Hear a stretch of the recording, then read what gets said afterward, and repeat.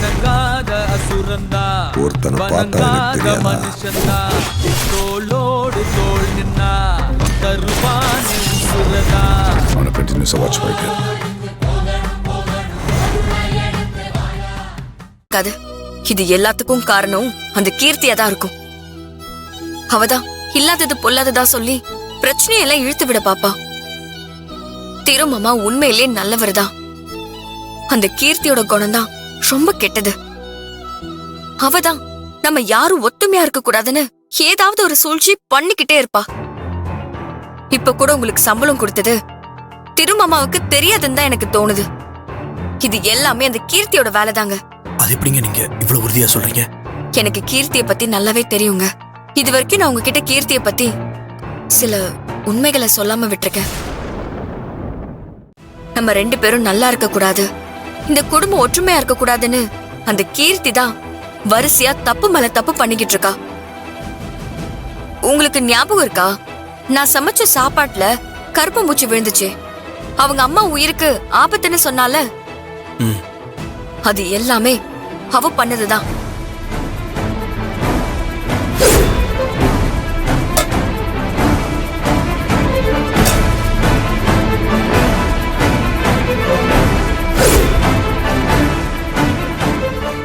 ஏங்க என்னங்க சொல்றீங்க? இதெல்லாம் உண்மையா? ஆமாங்க, அந்த வீடியோ ஆதாரமே என்கிட்ட இருக்கு.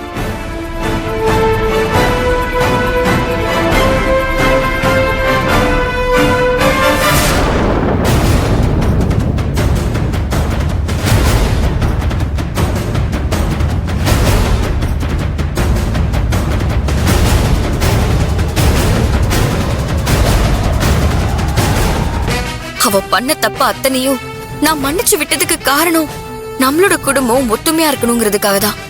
திருமாமாவுக்கு என் மேல இருக்கிற வருத்தத்தை வச்சு அவரை தூண்டி விட்டு ஒவ்வொரு விஷயத்தையும் பண்ணிக்கிட்டு இருக்கா. நானும் நம்ம கூட்டு குடும்பம் ஒரு நாளும் உடைஞ்சிடக்கூடாதுன்னு தான் அவளை மன்னிச்சு விட்டேன். ஆனாலும் அவ திருந்தவே இல்லை. இது மட்டும் இல்லைங்க, இன்னும் நிறைய இருக்கு.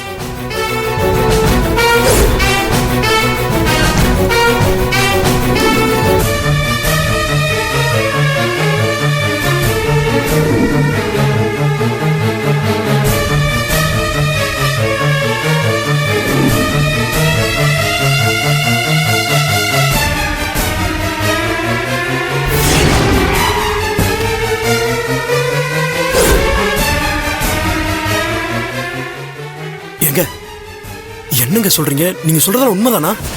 ஆமாங்க, உண்மைதான்.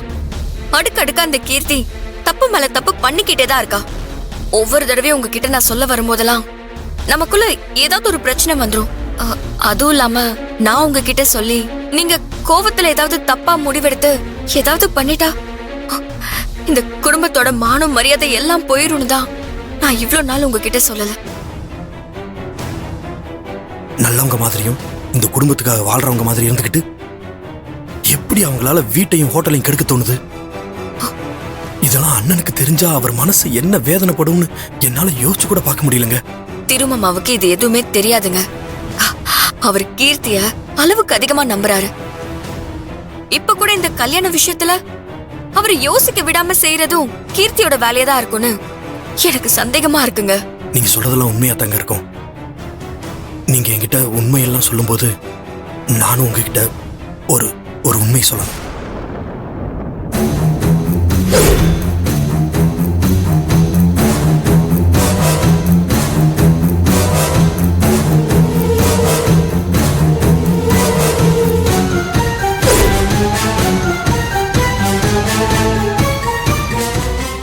ஜாதகத்தை மாத்தினது அண்ணன் மேல உள்ள அன்புனாலதான் நான் மன்னிச்சு விட்டேன். ஆனா நீங்க இப்ப சொல்லும் போதாங்க தெரியுது, அந்த கீர்த்தி எங்க குடும்பத்தை கெடுக்கணும்னு பிளான் பண்ணி தான் வந்து எல்லா வேலையும் பண்ணிட்டு இருக்காங்கன்னு. நான் விட மாட்டேன். அவளை சும்மாவே விடக்கூடாதுங்க. அவ உயிரோடவே இருக்க கூடாது. என்ன பண்றீங்க? எங்க போறீங்க?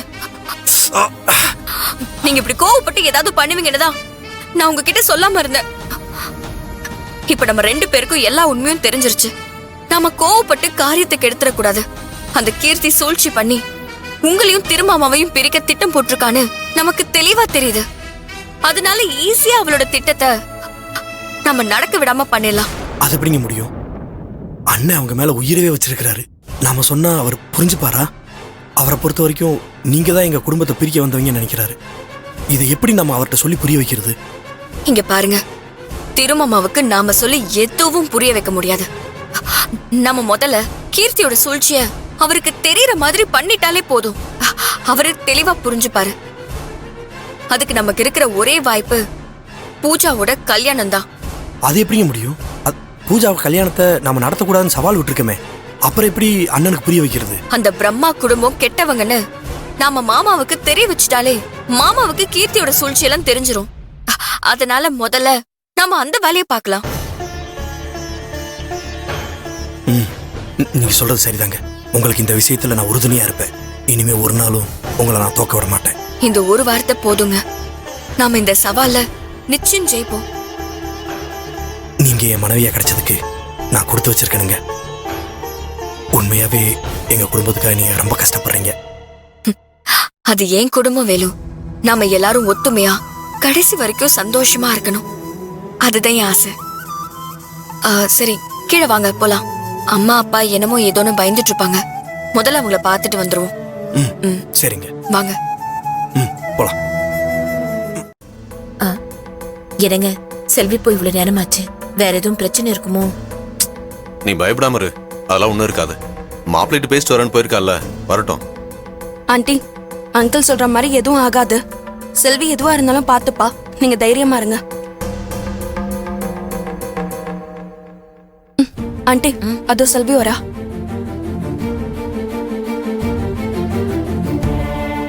மாப்பிள்ள பாத்து.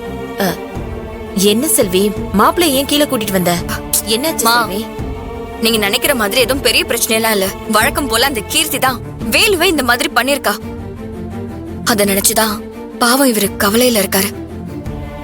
எனக்கு அப்போவே தெரியுமா அந்த கீர்த்தி இப்படிதான் ஏதாவது வில்லங்கம் பண்ணுவான்னு. அவ சின்ன பொண்ணுன்னு பாத்துக்கிட்டே இருந்தா அவ ரொம்ப தப்பு பண்றா. மாப்பிள்ள விடுங்க, அவளை நான் பாத்துக்கிறேன். ஐயோ மாமா, அப்படிலாம் எதுவும் பண்ண வேணாம். நாம இப்படி பிரச்சனை பண்ணுவோம் தான் அவங்க காத்துக்கிட்டு இருக்காங்க. அவங்க விஷயத்துல நாம கொஞ்சம் கவனமா தான் இருக்கணும். இல்ல மாப்பிள்ள, உங்களுக்கு தெரியாது, அன்னைக்கு ஹாஸ்பிட்டல் கூட பார்க்காம எங்க கிட்டயே மா,